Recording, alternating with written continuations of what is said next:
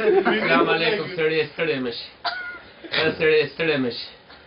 ماره موږي تا ته وایم ستړی مشي خدای خو راوړه وراره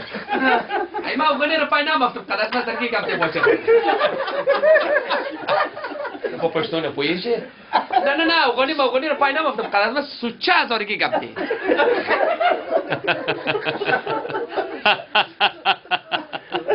دا خو د راوړه د سپي بشي دلته شیشته راغلی دی ما وگونی رو قدر نمفهم بس سخی نمفهم فقط قدر ما داری از آرگی قدر ما کبده باچه خاله ما برید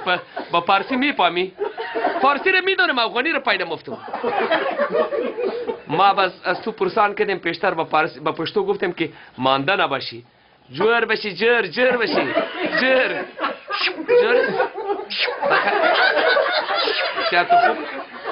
بخیر بخیره طبیعت برابر ده دیوالان شده بس ماخ نکو خیری پاک بی از مرا شوراندی برای توی از تو شیخ مشه گمش کن ماخ کم کن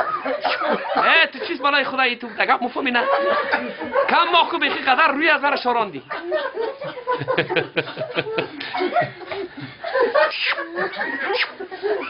با قرآن که دانید امی تو خروری نسوار بویم تو چیز بگی ناسی داره ترگموه با خدا تو مزه بده گلی گلا بری خدای خدا راوله برار استرده مشه پخیر راغله قدر نکو خیر از مطور مخوره خدای خدا راوله خب ما یک سوال از پیشید میکنیم با ما یک جوابی بسیار محکم بگو خب سوال خوره بگوی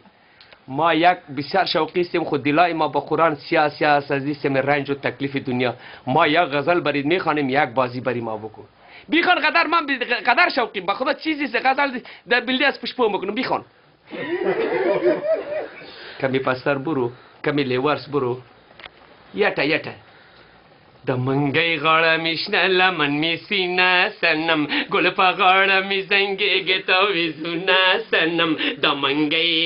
هو د منګي غاړه میشنه لمن می سینه لیلا ګل په غاړه می زنګيږي تو وزونه لیلا د منګي باس کوکای اچ اسمم دسته کوکای فقط باللازم ازرگی خواندن کوم بالدست پشپوی ازرگی میکنم پشپو چی است این بازی ازرگی میکنم بالدست بازی ازرگی رو مفهمی نه ما کو با ازرگی هیچ نمیفهمیم خب من دیگه افغانی تاسو نمیفهم گم کو دیگه قدر باللازم باید افغانی نخون که من بالدست پشپو نمیکنم خب ما یک سوال دیگه از پیشید میکنیم خب بگوی سوال خوره همی پلوان خو از ما است به زمین ما تو چی کار آمدی ما هیچ کم خر خوره بیچارن پس توی خانه خمرم تا غل خوری چرا عقل دلتا نه غل نیم ما مردم غل بیعقل مگم تو چیز بگه کاکای گپ خوره دانسته دی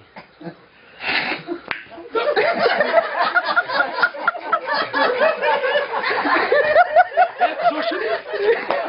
چیز بلای خدا بودی جینی بود پری بود کجا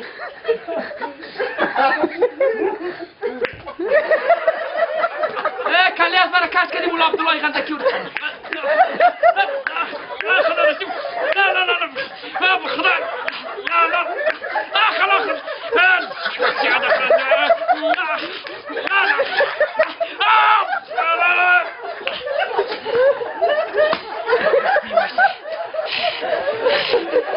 بابای میذاره کام کنم اینا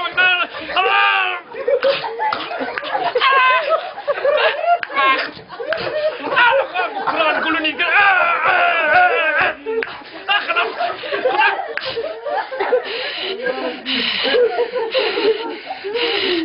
مخکره شده سفی باشیم